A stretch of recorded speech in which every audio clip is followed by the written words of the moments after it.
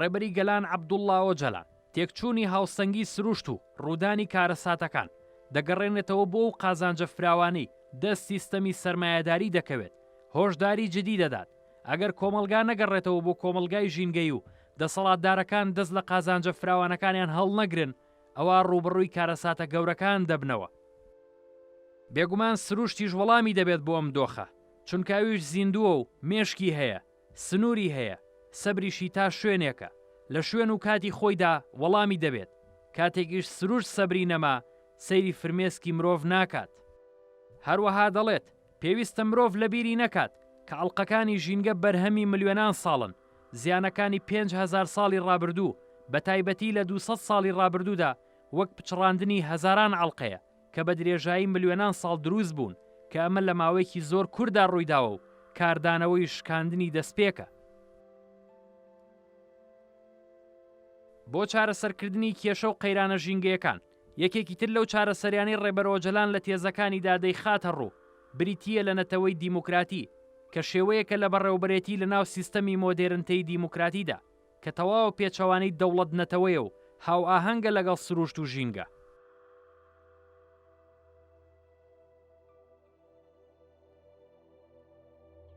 ئەگەر کێشەی ئیکۆلۆژی بۆ دەستی پێ کردووە کە نخبەیەک بەسەر زۆربەی کۆمەڵگایە یان ڕەگەزێک بەسەر ئەوی دیکەیە زەڵ بووە کێشەکان یا بڵنێتەوەیەک لەگەڵ بەرامبەر نەوەنێتەوەیەکی دیکە یان بەشێک لە کۆمەڵگا کە خۆی بە زۆرینە پێناسە دەکات لە بەرامبەر بە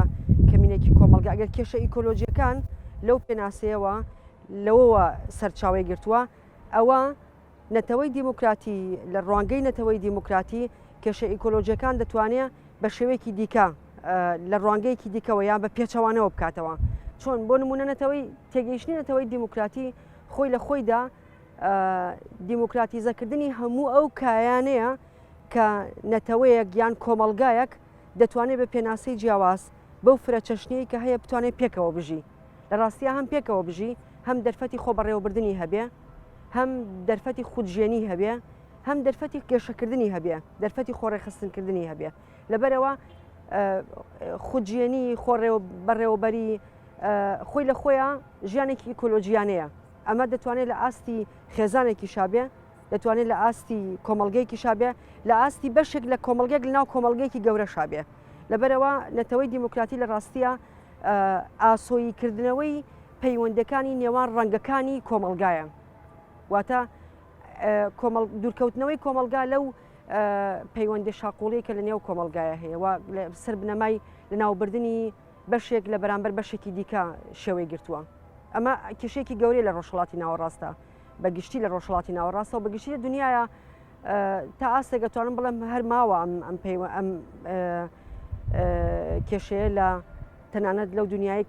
لەو وڵاتانی کە خۆیان پێشکەوت و پێناسە دەکەن بەڵام لە ڕۆژهڵاتی ناوەڕاست دنیای شەرقە ئەم کێشە ئیکۆلۆژیەی کە ذهنیەتی نەتەوەپەرستی دەوڵەتگەرە دروستی کردووە وێرانکەرە بەڵام تێگەیشتنی نەتەوەی دیموکراتی دەتوانێت پەیوەندیانە ئاسۆیی بکاتەوە و بکاتە پەیوەندیەکی لەسەر بنەمای یەکتری تەواوکردن نەک یەکتری لە ناوبردن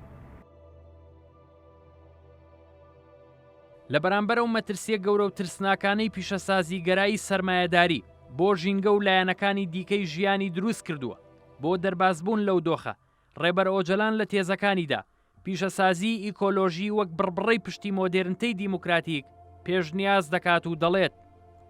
تاکە ڕێگەی ڕزگاربوون لەم ناکۆکیە ئابووری جواتی ژینگە پارێزە وەک پێویستیەکی هەلومەرجەکان بە هەزاران کۆمەڵگەی ژینگە پارێز دەتوانێت وەک یەکینەیەکی ئابووری خۆی ڕێک بخات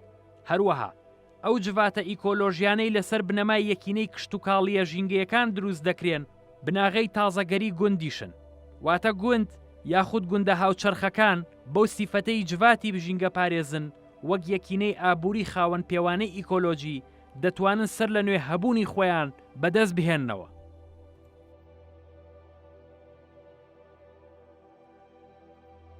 هەڵبەتە یعنی جیاوازی نێوان پیشەسازی ئیکۆلۆژی لەگەڵ پیشەسازگەرایی یان ئیندوستریالیزم تەواو یعنی بە شێوەیەکی ئۆرگانی بە شێوەیەکی سیستەماتیک لە یەکتر جیاوازن ناکۆکن لەگەڵ یەکە ڕێبەرۆجەلان ئەم دوو سیستەمە وەکو دوو سیستەمی ناکۆک بە یەک ئەبینێ. ئیندوستریالیزم یاخود پیشە سازگەرایی لە ڕوانگەی ڕێبەرۆجەلان و ئەوەیە وەکو باسمان کرد کە کۆڵەگەیەکە یان بنەمایەکە بۆ قازانج و سەرمایە بۆ قۆرخکاری لەسەر بنەمای قۆرخکاری و لە بەرامبەرشیدا وێرانکردنی ژینگە بنەمایە لەمەدا. بەڵام لە پیشەسازی ئیکۆلۆژیدا قازانج بنەما نییە، بەڵکو پێداویستی بنەمایە، دوو ڕاگررتنی یاخودورێن پاراستنی ژینگە بنەما سەرکێکەتی، یعنی ژینگە تێیدا ئامانجە، واتە پاراستنی ژینگە لە سیستەمی لە پیشەسازی ئیکۆلۆژیدا ئامانجە، ئامرازێک نییە یاخودبرێن وەسیلەیەک نییە یاخودبرێن کاڵایەک نییە،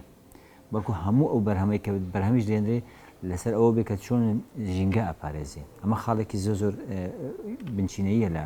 پیشەسازی ئیکۆلۆژیدا. دووەم شت ئەوەیە کە پێداویستی لە سەروی ئینەکەوەیە قازانجەوەیە. طبعاً لە پیشەسازی ئیکۆلۆژیدا چی ببنەماوەرەژێت چەندە پێویستە ئەوەندە بەرهەم بهێنرێت، نەک چەندە قازانجەکات ئەوەندە بەرهەم بهێنرێت. و لە هەمان کاتیشدا کوالیتەی پیشەسازی ئیکۆلۆژی کوالیتەیەکی بەرزە،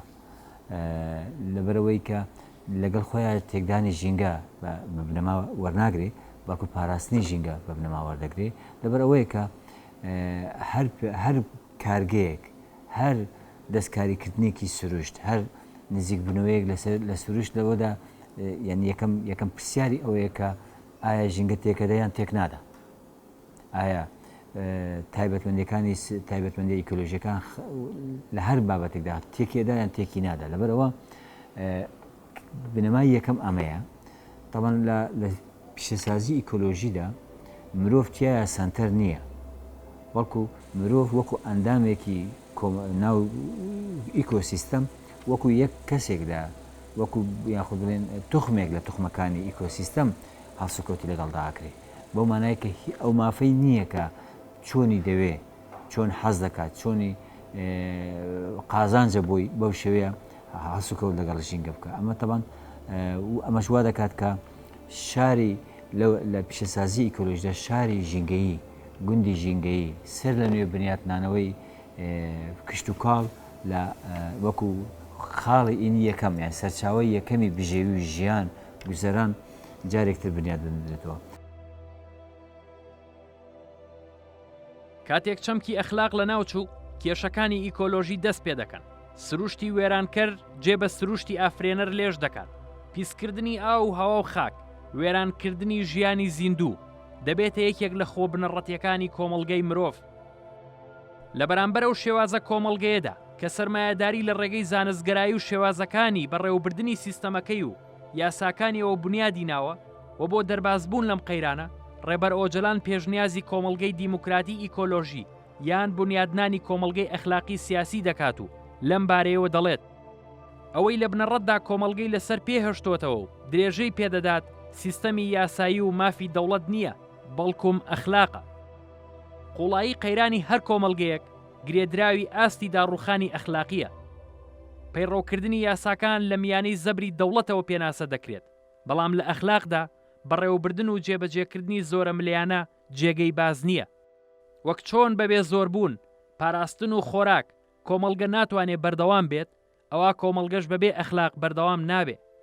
وەک نەریتێکی باو، ئەخلاق چوارچێوە پێشکەش بە سیاست دەکات، سیاسەتیش لە ڕێگەی بڕیارە کاراکانیەوە بەردەوام ئەو چوارچێوەیە فراوان و قوڵ دەکاتەوە. لە دۆخێکی لەم جۆرەدا ناشێت هەردوو دەستەواژە و دیاردە بە تەواوی لە یەکتری جیا بکرێنەوە. بنیادنانی کۆمەڵگەیەکی دیموکراتی لەسەر بنەمای ئەخلاقی و سیاسی زۆر گرنگە کە سەر لە نوێ سیاست و ئەخلاق پێناسە بکەینەوە، چونکە سیاست و ئەخلاق بەم پێناسەیە کە ئێستا لە ذهنێتێکی باوی ناوەندگەری پیاوسەلاریا هەیە کێشە ئامێزە لە ڕاستیە. سیاست بریتە لەم پێناسەیەوە، سیاست بریتە لە نوخبەیەک کە دەسەڵاتیان بەسەر هەموو کۆمەڵگایە سەپاندووە و ئەخلاقیش بریتە لە ڕاستیە پشوکراوەتەوە بۆ مەسلەیەکی ناموسی و زیاتریش بە ژنەوە لکێنراوە. ئەگەر بین لە ڕوانگەیەکی ئیکۆلۆژی و دیموکراتیەوە لە پێناسی ئەخلاق و سیاست بڕوانین دەتوانین وا پێناسی بکەینەوە جارێکی دیکە لە ڕاستیە سیاست پراکتیزەکردنی ئەخلاقە ئەخلاق بە چ مانایەک ئەخلاق بە مانای دەرککردن بە پێویستەکانی کۆمەلگا ئەخلاق هەستکردن درککردن و وشیاربوونەوە بێداربوونەوە لە پێویستە سەرەکیەکانی کۆمەلگا کە وەختێک مرۆڤ وشیار بوو لە پێویستە سەرەکیەکانی کۆمەلگا خۆی لە خۆیان لە ڕاستیە ئەتیک یا بڵێن تیۆری ئەخلاق سەر لە نوێ داڕشتنەوەی هەموو پەیوەندیەکانە لە نێو کۆمەلگایە بە شێوەیەکی هاوسەنگانە ئەو کاتە ئەو درککردە بەو سیستەم و زوڵمەی کە هەیە لە ناو خێزانە بگرا لە ناو پەیوەندی لە شوێنی کارا بگرا تەنانەت لەسەر جادە بگرا ئەگەر ئەم درککردن بەم سیستەما هەبێ کەواتە تۆ مرۆڤێکی بە ئەخلاقی تۆ مرۆڤێکی لە ڕووی ئەتیکەوە خاوەن وشیاریەکیت ئەم درککردنە لە ڕاستیە پێویستی بە پراکتیکە پراکتیکیش لە ڕاستیە سیاسەتە سیاست بە پراکتیکردنی ئەو ئەخلاقە لە مەدانی سیاسیە گەیاندنی کۆمەلگایەکە بە کۆمەلگایەکی دیموکراتیانە واتە تۆ ئەو پێویستیانەی کە کۆمەلگا هەیەی بۆ نمونە ئەگەر زۆ سادەی بکەمەوە ئێمە لە گوندێکە پێویستمان بە قوتابخانەیە لە گوندێکە پێویستمان بە ئاوە یا پێویستمان بە کارەبایە یا لە گەڕاکێکە پێویستمان بە بنکەیەکی تەندروستیە درککردن یا هەستکردن بەم پێویستیە خۆی لە خۆیان ئەخلاقە و ڕێخستن و پراکتیککردنی ئەم ئەخلاقە سیاسەتە ئەگەر ئەمە پێک بێنین لە ڕاستیە هەنگاو بۆ کۆمەلگایکی دیموکراتیانانین و بە بەشداری هەموو یەکەکانی کۆمەلگا.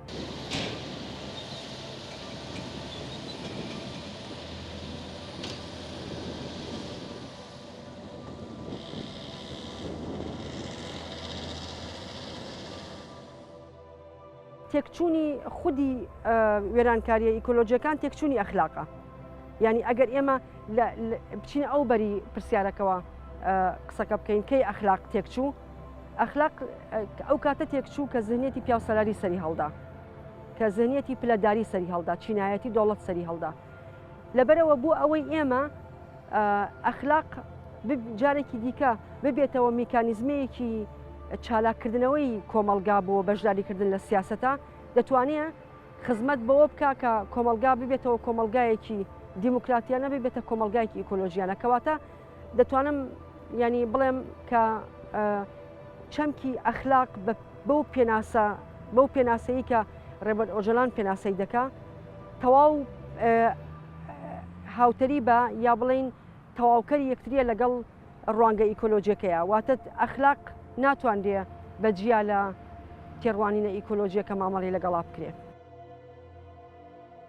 بۆ بنیادنانی کۆمەلگەی دیموکراتی ئیکۆلۆژی هەندێک ئەرک و ڕۆڵ هەن کە پێویستە ئەنجام بدرێت ئەوانیش ئەرکە ڕۆشنبیری و ئەخلاقی و سیاسیەکانن لە بەرامبەر ئیکۆلۆژی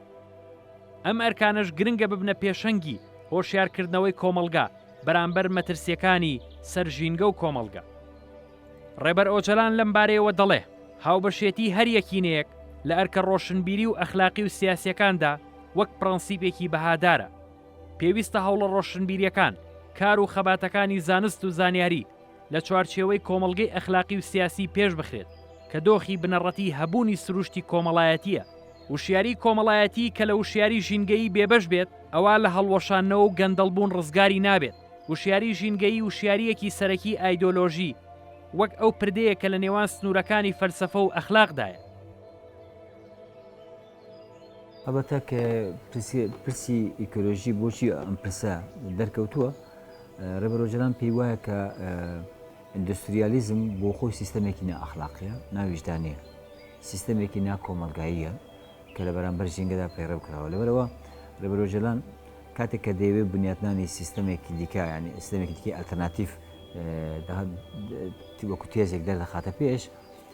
چەند ئەرکێکی بنچینەیی کە وەکو ئەرکی ئەخلاقی ئەرکی سیاسی ئەرکی ڕۆشنبیری دەردەخاتە ڕوو هەم بۆ کۆمەلگا بەگشتی هەمیش وەکو ئەو ئەرکی ئەو بنیاتنانی ئەو سیستەما لە بەرچاوێگری لەبەرەوە ڕێبەر ئۆجەلان لە هەر سێ ئەرکەکەدا یعنی هەم ئەرکە ئەخلاقیەکە هەم ئەرکە سیاسیەکە هەم ئەرکە ڕۆشنبیریەکە بەرگریکردن لە ژینگە پارێزی بنەمایە یعنی تۆ لە هەموو ئەو تێکۆشانەی کە لە پێناوی مۆدرنیتی دیموکراتیا ئەیکەیت کە ئەمانە کە دواتر دابەشە بن بەسەر ئەرکی ڕۆشنبیری و ئەرکی ئەخلاقی و ئەرکی سیاسی لە بنەماکەیدا بەرگریکردن لە ژینگە هەیە بۆ ئەرکە ئەخلاقیەکانیش بە هەمان شێوە ینی پاراستنی ژینگە کە وەکو ئەرکێکی ئەخلاقی لە پێشینە ئەبینێ ئەو لە وێتێکی گەورە ئەدا بە پاراستنی ژینگە چونکو ئەخلاق بەو مانای کە وەکو بنەمای ئازادی دەبینێ ڕێبەرۆژەلان هەموو تێکۆشانێک لە پێناو ئازادی دەبێت بە فلتەری ژینگە پارێزیە تێبپەڕێ ئەوانەی کە ئەو بزوتنەوە و ڕەوتانەی کە بۆ بنیاتنانی کۆمەلگایەکی دیموکراتیک یان بڵێم فراوانتر قسە بکەین بۆ بنیاتنانی مۆدرنیتی دیموکراتیک بەر لە هەموو شتێک دەبێت ژینگە پارێز بن ئەمە وەکو بنەمایەکە کاتێک ژینگەی یەکەمی هەموو مرۆڤێک بریتی دەبێت لە منداڵدانی ژنێک و پاشان هەر ژنیش دەبێتە لانەی بەردەوامیدان بە هەموو بوونەوەران واتە ژن دەبێتە ژینگەی بەردەوامیدان بە ژیان بەڵام لەلایەن هێزی شارستانیەوە لەسەر بنەمای کۆیلەکردنی ژن ژیان بنیاد نراوە و بە تێپەڕبوونی هەر ڕۆژێک زیاتر گوشار بۆ ژینگە دێنێ پێناسەکردنی پرسە ئیکۆلۆژیەکان بە ژنلۆژی دەبێتە زەمینەی هەڵوێستێکی زانستی لەم بارەیەوە ڕێبەر ئۆجەلان دەڵێت یەکێک لە ڕێنوێنی چالاکی ژنان ئیکۆلۆژیە واتە نەهێشتنی لە یەکترازانی کۆمەڵگەبوونی مرۆڤە و بەرپرسیارە لە ڕێگەگرتن لە داڕمانی سروشت کاتێک کۆمەڵگە بووە خاوەنی دیدێکی ئیکۆلۆژیش بە هێندەی ئەوە بە دیدێکی ژنلۆژی بە دوای چارەسەری پرسەکاندا دەگەڕێت کاتێک پەرە بە فێمەنیزم و ژینگە پارێزی بدرێت تەواوی هاوسەنگیەکانی سیستەمی دەوڵەتگەرایی باوک سالاری تێک دەشکێت تەنیا کاتێک تێکۆشانی ڕاستەقینەی دیموکراسی و سۆسیالیزم ئازادی ژن و ڕزگاری ژینگە بە ئامانج بگرێت ئەوایەکان گیرانە دەبێت تەنیا تێکۆشانی سیستمێکی کۆمەڵایەتی نوێی بەم جۆرە کە یەکان گیرانە بوو بێت دەتوانێت ببێتە یەکێک لە واتادارترین شێوەی دەرچوون لە گێژاوی ڕۆژانە لە دۆخی قەیرانی هاوچەرخدا کاتێک سیاسەتی ڕزگارکەر ژینگەیی بێت دەشێ بەرەو سیستەماتی زەبوونی کۆمەلگا ئاراستە بگرێت ساسونه دگرته برف و دومان قهرمان کرده هلین تدا کلان دەزانی بۆ وەڵامی ئەو پرسیارە دەگەڕێمەوە بۆ تێڕوانینێکی هایدەگوێتنە ئابنڕوود کە فەمینیستێکی ئەڵمانە و لە ڕاستیە ئەتوانم بڵێم لەگەڵ ئەم تێڕوانینەی ڕێبەر ئاپۆیە زۆرێکی تەواوەکەن و خۆی جیاوازەکەی بەڕاستی جیاوازەکەی ڕێبەر ئاپۆ ئەوەیە کە بزوتنەوەیەکی سەرپێخستووە کە ئەمە پراکتیکەکە ینی جیاوازی تێڕوانینی کەسانی وەکو موری بوکچین یا بڵین هایدەگوێتنە ئابڕوود یانی هەرێکێک لە فەلەسوف یا بیرمەندەکانی دیکە لەگەڵ ڕێبەر ئاپۆیە ئەوەیە کە ڕێبەر ئاپۆ بۆ پراکتیزەکردنی ئەم فەلسەفەیە یا ئەم زانستە یا ئەم ئەخلاقە ئەم تێڕوانینە ئیکۆلۆژیە بزوتنەوەیەکی سەرپێخستووە دەڵێ چی دەڵێ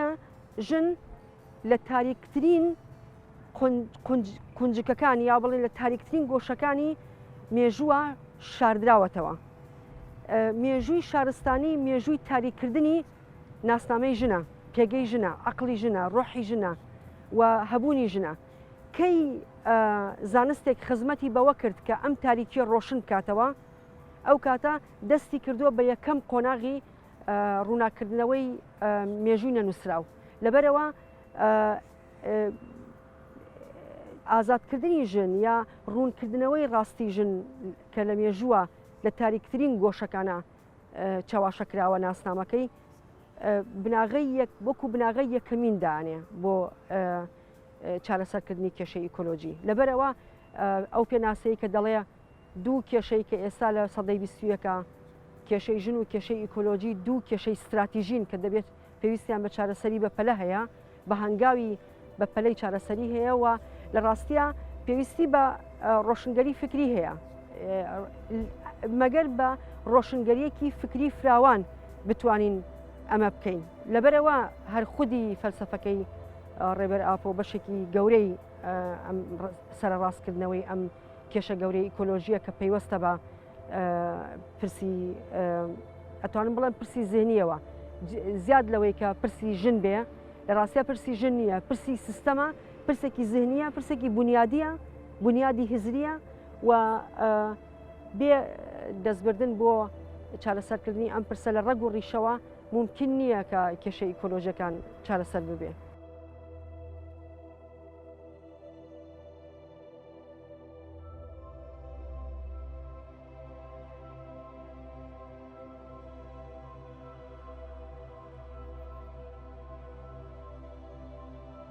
لە ژنەوە هەموو کۆمەڵگا داگیرەکرێ واتە کەمینەیەکی چینی سەردەست کاتێک کە کۆمەلگا داگیرەکە لە ڕاستیە کە لە ژنەوە دەست پێ دەکا ژن دەبێتە هەم لاواسترین ئەڵقا هەم دەبێتە بەهێزترین ئەڵقا. لاواسترین ئەڵقە لەبەرەوەی کە لە ژنەوە هەموو کۆمەلگا داگیرەکرێ واتە ئەو پێناسەی کە ڕێبەر ئاپۆ دەڵێ بە ژنکردنی هەموو کۆمەلگا واتە هەموو کۆمەلگا دەهێنرێتە ئەو پێگەیی کە ژنی تێکەوتەوە. بۆ نمونە ئێمە ئێستا بۆ نمونە ئەگەر لە جیاوازەکانی نێوان پیاوێکی سەردەستی تورک یا پیاوێکی سەردەستی فارس پیاوێکی سەردەستی عەرەب لە بەرامبەر بە پیاوێکی بندەستی کورد بەڵام لە هەمان کاتدا دەتوانێت لە ناو کۆمەلگەی کورد بۆ خۆیە پیاوێکی سەردەستی دەسەڵاتداری سەرمایەداری کورد لە بەرامبەر بە پیاوێکی کە بندەستە هەژارە چەساوەیە ستەملێکراوە چەساوەیە لە هەموو پێناسەکانە ئەمە دەتوانێت لەناو هەمان کۆمەلگەشا دروست ببێت کەواتە کۆمەلگا تەواوی کۆمەلگا دەکەوێتە دەخرێتە پێگەی ئەو ژنەوە. ڕاستیە ژینگە یا بڵێن ئیکۆسیستەم لەگەڵ ژنە تەواو دووشتی پەیوەستن بێکەوە بێ یەکێکیان ناتوانانی بڵێ ئەوی دیکان چارەسەرەکەم و ئەم چارەسەرکردنی کێشەکانی ئیکۆلۆژیش تەواو پەیوەستە بە کێشەیەکی زیهنیەوە کێشەیەکی بنیادی زیهنیەوە کە لەسەر بنەمای عقلیەتی دەسەڵاتداری گەشەی گرتووە و ئەم عقلیەتە ئەگەر چارەسەر بکرێت دەتوانین کێشەی ئیکۆلۆژیەکان چارەسەر دەکرێت. سەرڕایبوونی ئەو هەموو بزاف و گروپە ئیکۆلۆژی و ژینگە پارێزانە بەڵام نەیانتوانی و ببنە ڕێگر لە بەردەم پاوانخوازیەکانی سەرمایەداریدا هەر بۆیە ڕێبەر ئۆجەلان ڕخنەیان دەکات و پێی وایە لە ڕووی فکریەوە لاوازن و ناتوانن ببنە ڕکابەری سیستەم بە دیدی ئەو پێویستە لە ڕووی هزری و فەرسەفیەوە خۆیان وشیار بکەنەوە و نەبنە ئامرازی دەستی سیستەم بەڵکو لە دەرەوەی سیستەم بە دوای چارەسەریدا بگەڕێن و بتوانن جێگرەوەی خۆیان بخولقێن و ببنە سیستەمی ڕکابەر بۆ پاوانخوازیەتی سیستەمی سەرمایەداری. ڕێبەر ئۆجەلان هەموو ئەو تێکۆشانانەی کە بۆ پاراستنی ژینگە بۆ بەرگریکردن لە ژینگە ئەکراون بەڕاستی بەرز دەنرخێنێ هەڵسەنگاندێکی باشی بووە کە بەڵام ڕخنەی زۆریشی هەیە ڕخنە بنچینەیەکەیان ڕخنە بنیادەکەی ڕێبەر ئۆجەلان بۆ ئەو بزاڤە و دام و دەستگا و ڕێکخراوە و تێکۆشینە ئیکۆلۆژیانە کات ئەوەیە کە کۆی ئەم بزاڤە بەگشتی خۆی دانەبڕاندووە لە سیستەمی سەرمایەداری یعنی ئەو پێی وایە کێشەکە لە سیستەمەکە نییە کێشەوەکە لە بەشێکی سیستەمەکە هەیە یعنی ئەمە لە کاتێکدا خۆی سیستەمی سەرمایەداری خۆی سیستەمێکی دژە ئیکۆلۆژیە دەرک بەم ڕاستیە ناکەن لەبەرەوە پاسیف مامنێتەوە تاوەکو ئێستا ڕوتی ژینگە پارێزی یاخود بزاوی ژینگە پارێزی کە ڕێبەر ئۆجەلان ڕخنەی جددی لەسەریان هەیە ئەوەیە کە تاوەکو ئێستا بەعقلی پۆزیتیڤیستی نزیک بە بابەتی ژینگە پارێزیە بن و نزیک بە ینی هەموو کار و ئیشەکانی ئەو بزاڤە لە ڕوتی لە عقلەتی پۆزیتیڤیستی زانستگەرە دەرنەکەوتووە و هەمووشیان ئاخێنراونەتە ناو چوارچەوەی ئەکادمیەوە ئەمە لە کاتێکدا کاری ژینگە پارێزی لە دەروی ئەکادمیە ئەتوانرێ بە تایبەتی لە بواری کرداریدا ئەتوانرێ کار و ئینێکی گەورە بۆ پاراستنی ژینگە بکرێ تاوەکو ئێستا بزاوی ژینگەی بزاوێکی دەستە بژێرە یان نخبەیە نەبووتە بزاوێکی جەماوەری گەورە بەرفراوان یان لە چوارچێوەکی زۆر بەرتەسکدا هێڵدراوەتەوە و کۆمەڵێک کاری کە ینی بچووک بۆ ژینگە کراوە بەڵام ئێستا ژینگە بەگشتی سیستەمی کاپیتالیستی ژینگەی وێران کردووە ئەم بزاوتان لە بەرامبەر کۆی وێرە ئەو وێرانکاریانە نین کە ژینگە ئەم سیستەمە کردوێتی لەبەر چونکو هێشتان قەناعەتی وایە کە سیستەمەکە سیستەمێکی سیستەمێکە لە ئاساسە کێشەی لەگەر هینا نییە کێشەی لەگەڵ سیستەمی ئیکۆلۆژیان نییە بەڵکو هەنێک هەڵە لە هەسوکەوتای بەڵام ئەمە لە بنچینەدا وانێ پێچەوانەکەی ڕاستە بۆ مانای کە کۆی سیستەمەکە دژە ژینگە پارێزیە لەم ڕوانگەیەوە ڕێبەرۆژدان تێزێکی هەیە بۆەوەی کە سەر لە نوێ بزاڤە ئیکۆلۆژیستەکان بتوانن سەر لە نوێ کۆی سیستەمی سەرمایە جیهانی کۆی سیستەمی مۆدرنیتەی سەرمایهداری بە ینی ڕخنەکە لەسەر کۆی سیستەمەکە بین نەک لەسەر بەشێکیەوە لە چوارچێوەیەدا بتوانن خۆیان بنیاد بنێنەوە و لە قالبی نەخبەگەراییشە دەربچن ببن بە بزاڤێکی کۆمەڵایەتی گشتی.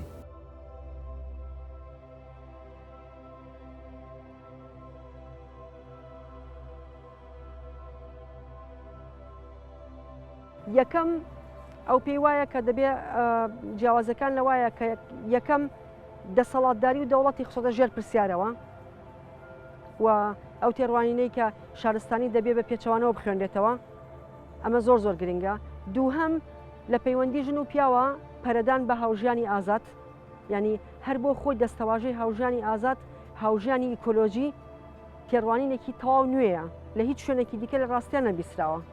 ئەمە لێ زیادکردنێکە لە دنیای ئیکۆلۆژیە و سێهەمیش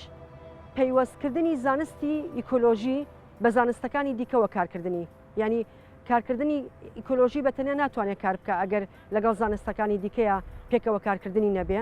ئەمە یەکێکی دیکە لەو تێڕوانینانەیە. تێڕوانینێکی دیکەشی ئەوەیە کە لە ژنەوە دەبێت دەست پێ بکەین.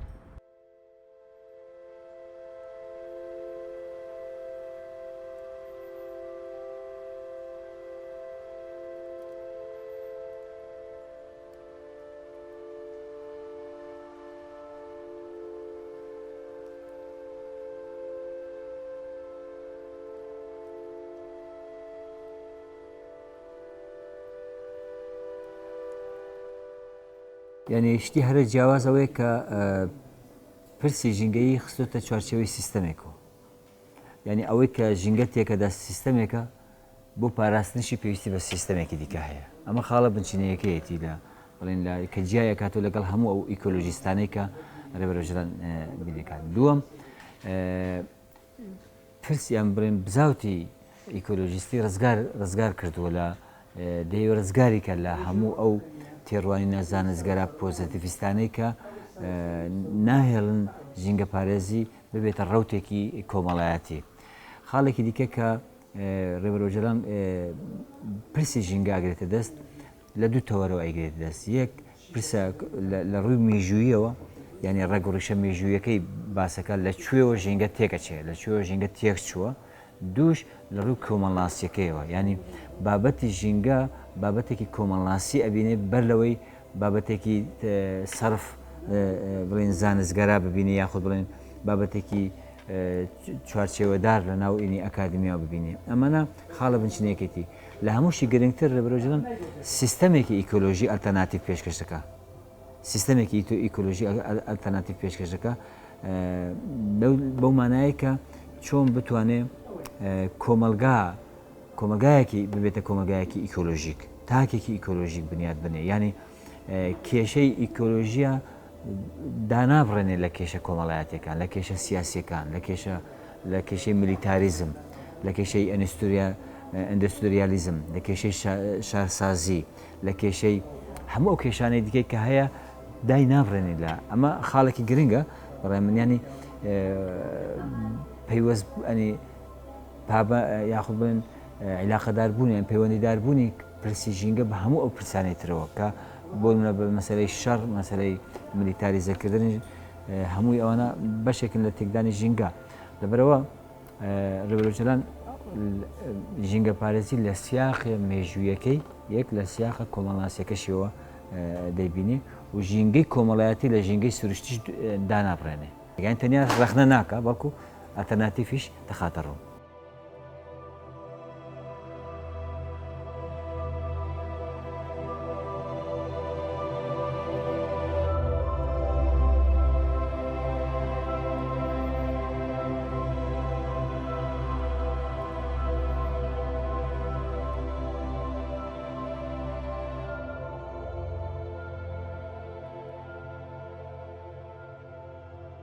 من باوەڕ ناکەم لە هیچ شوێنێکی ئەم دنیاە وێرانکاری ژینگەیی بەقەت ئەم وێرانکاریە هەبێکە لە ڕۆژهەڵاتی ناوەڕاستە پەرەی پێدراوە. زۆربەی زۆری جەنگە وێرانکاریەکان لەم هەرێمایە بەڕێوە دەبرێ. چەکی هەموو دنیا لەسەر مرۆڤەکانی ئەم ژینگەیە تاقیکراوەتەوە و هەموو ئەو چەکانەی کە لە دنیای بەرهەمە هێندێ جاری یەکەمین لێرە تاقیکرێتەوە و زیاترین هەڵمژینی بەرهەمە سروشتەکانی ئەم هەرێمە بەبێ ئەوەی خەڵکەکەی خۆی ئیسیفادەی لێ بکە، بەبێ ئەوەی خەڵکەکەی خۆی سوودی لەوەربگرێ لەم هەرێمەوە هەڵەمژرێ. لەبەرەوە ڕاستکردنەوەی ئەو وێرانکاریە پێویستی بە هەوڵدانێکی زۆر چڕی ئەکادمی هەیە بە پلەی یەکەم و پێویستی بە سازکردنی ئەکادمیای ئیکۆلۆژی هەیە لە ڕاستیە. ئەکادمیای ئیکۆلۆژی زۆر گرنگە. ئەکادمیان نە بەمانای ئەوەی کە بین بینایە دروست بکەین لەناو بیناکەیە نازانم ڤیدیۆ پرۆژێکتەر هەبن، نازانم چی هەبن، دەتوانێت بن ئەو دارەش ئەکادمیایەک بێ، دەتوانێت کۆبوونەوەی خەڵک لەسەر ئەو چیمەنە کە بە دەوریەکە دانیشتن دەتوانێت ئەکادمیایەک بێ، دەتوانێت لە قونجی ماڵێکە دانیشتن و قسەکردن لەسەر ئیکۆلۆژی پەرەدان بە هزری ئیکۆلۆژی دەتوانێت ئەکادمیایەک بێ. ئەکادمیا لەمانای ئەوەی کە ڕوبەرێک بۆ قسەکردن و گفتوگۆ و دیالۆگ هەبێ لەسەر ئەم وێرانکاریە و پەرەدان بە هزری ئالتەرناتیڤ هەبێ و ئەم قسەکردن لەسەر ئەم هزرانەی کە بۆ نمونە ڕێبەر ئاپۆ گەشەی پێداوە لە چارچەوەی بەرگینامەکانی خۆیدا.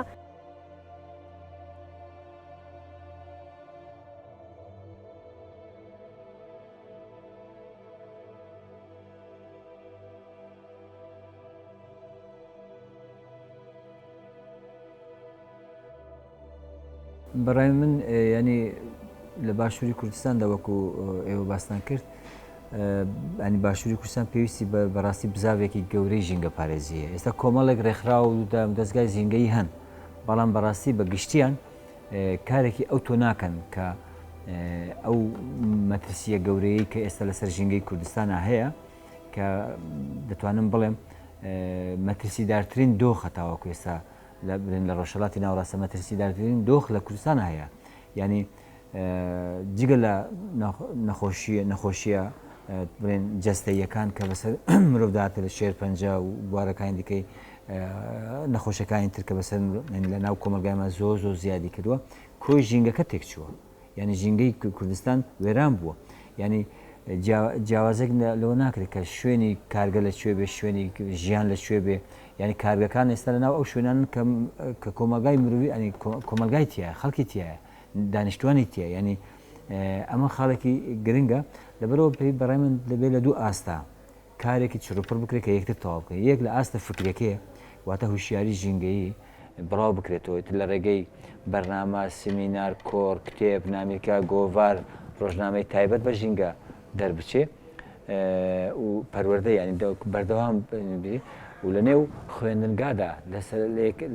خوێندنگای سەرەتاییەوە تا دەگاتە زانکۆ ببێت بە بابەتێکی سەرەکی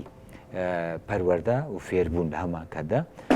لەو چوارچێوەیەدا بتوانرێ ببێ ئەن لە کارێکی فکری تیۆری خەباتێکی فکری و شیاری گەورە پێش بکەوی. بوارەکەی دیکەشە لە بواری کردداریدا، ینی ڕێگیری و ئاستەنگی لە بەرامبەر ئەو تێکدانە ژینگەیە بکرێت کە ئەمڕۆ هەیە. ینی ئەمڕۆ بەڕاستی بە بەرچاوی هەمووانەوە ژینگە تێکەچێ، بەڵام هەڵوێستێکی جددی لە بەرامبەری نییە. دەبێت فشارەکان بۆ سەر دەسەڵات و دەسەڵاتە زیاد بکرێت بۆ ئەوەی پرۆژە یاسایی تایبەت بە ژینگە پێش بکەوێت و ببێتە بکەوێتە چوارچێوەی هینەوە، بکەوێتە چوارچێوەی تێکۆشانێکی ژینگەیی هەموو کۆمەڵگە. ینی ڕێبەرۆجەلان لە سەبارەت بە ژینگە بۆ ژینگەی کوردستان بەگشتیش کۆمەڵێک تێزی هەیە. دەکرێت ئەم تێزانە ببنە بنەما بۆ پاراستنی ژینگە لە باشووری کوردستاندا. ینی چۆنێتی خۆڕێخستنکردن، چۆنێتی خۆ پەرەپێدانی ڕوتی ژینگە پارێزی لەو چوارچێوەدا ئەو تێزانەی ڕێبەرۆجەلان دەکرێت ببنە بنەمایەکی زۆر گرنگ بۆ بەرگریکردن لە ژینگەی کوردستان. ینی بە تایبەتی لە باشووری کوردستاندا دەکرێت سوودێکی زۆر لە تێزەکانی ڕێبەرۆجەلان لە فەلسەفەی ژینگەی ڕێبەرۆجەلان بۆ این بەربژیرانی چکو بنەمای فەلسەفەی ڕێبەرۆجەلان فەلسەفەی ئازادیەکە، فەلسەفەیەکی ئیکۆلۆژیک بە بنەماوە لەگرانی تەوەراکەی ئیکۆلۆژیە. لەبەرەوە دەکرێت لە ڕێگەی سیمینار و کۆنفرانس و دیالۆگ و پانێڵ و کتێب و نامیلکە و گەلێک بابەتی دیکە هەمان لە هەمان کاتیشدا بەرنامەی پەروەردەی و بەرنامە فێرکردنی خوێندنگاکان دەکرێت سوودێکی زۆری دەورۆکو منهەجێکی پەروەردە ئەکرێ کاری لەسەر بکرێت چونکە بەڕاستی ڕێبەرۆژەلان بە شێوەیەکی بەرفراوان و قوڵ لەسەر بابەتی ژینگەی اینی کردووە ئەو تێزانەی کە دژە ژینگەین ڕخنەی ئەوانشی کردووە و لەبەرەوە دەکرێت سوودێکی زۆر بۆ ڕەوتی ژینگە پارێزی لە باشووری کوردستاندا هەبێت. بەگشتی ئەو جێگرەوانەی ڕێبەر ئۆجەلان لە تێزەکانیدا پێشنیازی دەکات بۆ دەربازبوون لە قەیرانەکانی ژینگە و کۆمەڵگا بریتین لە مۆدێرنتەی دیموکراتی لە بەرامبەر مۆدێرنتەی سەرمایەداری، نەتەوەی دیموکراتی لە بەرامبەر دەوڵەت نەتەوە، پیشەسازی ئیکۆلۆژی لە بەرامبەر پیشەسازی گەرایی سەرمایەداری، کۆمەڵگەی دیموکراتی ئیکۆلۆژی یان بنیادنانی کۆمەڵگەی ئەخلاقی سیاسی لە بەرامبەر ئەو شێوازە کۆمەڵگەیەدا کە سەرمایەداری لە ڕێگەی زانستگەرایی و شێوازەکانی بەڕێوەبردننی سیستەمەکەی خۆی و یاساکانیەوە بنیادی ناوە. بەجێبەجێکردنی ئەو جێگرەوانە دەتوانرێت هاوسەنگی ئیکۆسیستەمەکە بپارێزرێت و کێشە ژینگەکان چارەسەر بکرێن. ئەمەش کاری فراوانی پەروەردەیی پێویستە. هەر بۆیە بوونی دامەزراندنی ئەکادیمیایەکی ئیکۆلۆژی بە پێویستی قۆناغەکە دەزانرێت بۆ زیاتر بڵاوکردنەوە و پەروەردەکردنی فکری ژینگەیی. ڕێبەری گەلان عەبدوڵڵا ئۆجەلان. تەواو دەستان لێە بڕۆنە دواوە تەواو ئافەرین. ئێستا ئاوی بۆ دانین هەمومان ئاو بۆ سەگە جوانەکە دانین.